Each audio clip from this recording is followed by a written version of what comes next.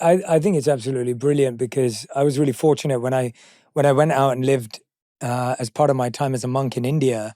We helped put together the monks were doing it already, but I got to be a part of it.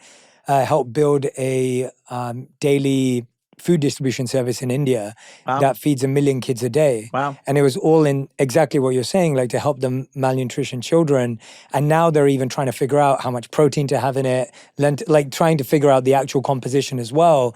And I remember seeing that so early in my life. Like I would have gone out there first time in my teens and then later on when I became a monk in my early 20s.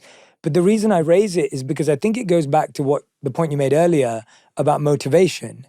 And one thing I've really been trying to figure out with the right partner recently is how when I grew up, I remember my dad used to read the Rich List. And he'd have the Rich List, like the Sunday Times or whatever it was. And so as a kid, I would see my dad, and on the back of it would be the Rich List. And I was thinking, how incredible would it be if kids grew up with a service list? And how would that change motivation? Because I feel we repeat what we reward.